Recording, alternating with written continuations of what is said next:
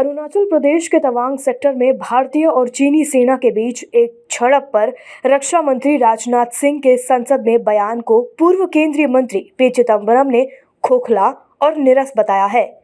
उन्होंने प्रधानमंत्री नरेंद्र मोदी पर आरोप लगाया कि वे चीन का नाम लेने से भी डरते हैं। इसके साथ ही उन्होंने कहा कि सरकार को संसद में चर्चा की अनुमति देनी चाहिए। एक न्यूज़ चैनल से उन्होंने बातचीत करते हुए बताया कि राजनाथ के बयान से बिल्कुल संतुष्ट नहीं है। उन्होंने कहा कि आज सुबह अखबारों में जो छपा उससे ज़्यादा उन्होंने कुछ नहीं कहा।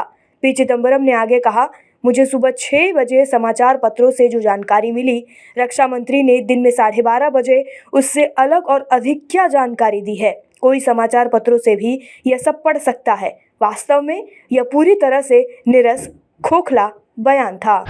अरुणाचल प्रदेश के तवांग में भारत और चीन सैनिकों के बीच हुई झड़प के बाद अमेरिका ने इसे बीजिंग की उकसावेपूर्ण कार्रवाई करार दिया है।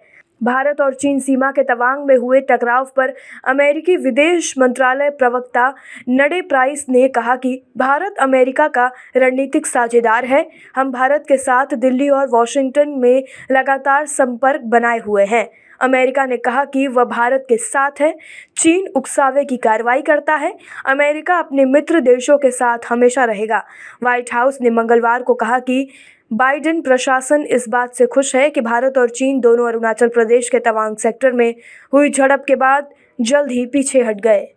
चीन की जीरो कोविड पॉलिसी के कठोर नियमों में ढील दिए जाने के बाद अब एक बार फिर से कोरोना के मामले तेजी से बढ़ने लगे हैं। बीजिंग के निवासियों ने सर्दी की दवाओं के खत्म होने और फार्मेसियों में लंबी लाइनों की शिकायत की है, जबकि चीनी सर्च इंजन बैदू के मुताबिक बुखार कम करने वाले इब्रुप्रोफेन की सर्च पिछले हफ्ते में 450% बढ़ी है। तेजी से बढ़ते एंटीजन टेस्ट और दवाओं की बढ़ती मांग ने ज़्यादा दाम के साथ एक बड़ा काला बाजार तैयार कर दिया है। दवाओं के खरीदार डीलरों से सामान लेने के लिए किसी सहारे की खोज कर रहे हैं, जिनकी जानकारी वीचैट ग्रुप्स में भी की जा रही है।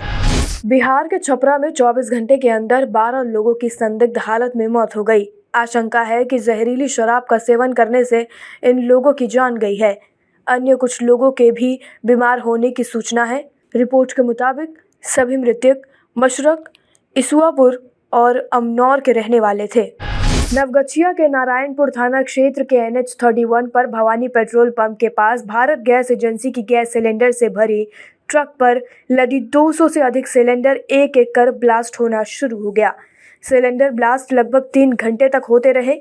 वहीं इस हादसे में ट्रक पूरी तरह से जलकर राख हो गया और ट्रक ड्राइवर मिंटू की भी मौत जलने से हो गई। सिलेंडर में हो रहे ब्लास्ट के बाद सिलेंडर NH के दोनों तरफ खेतों में आधा किलोमीटर दूर तक बिखर गए। गनीमत यह रही कि 200 मीटर दूर भवानी पेट्रोल पंप की पानी की टंकी पर सिलेंडर का टुकड़ा तो ज़रूर गिरा, लेकिन पेट्रोल पंप में आग नहीं लगी। वहीं घटना की सूचना पर खगड़िया और भागलपुर से पहुंची अग्निशम टीम के द्वारा आग पर काबू पाया गया। अब खबरें पाइए सबसे पहले हमारे मोबाइल न्यूज एप्लीकेशन पर। एंड्रॉइड या iOS प्लेटफॉर्म पर जाइए, HW न्यूज नेटवर्क को सर्च कीजिए, डाउनलोड कीजिए और अपनी सुविधानुसार भाषा का चयन कीजिए। खबरों की भीड़ में अपने काम की खबर पाते रहिए।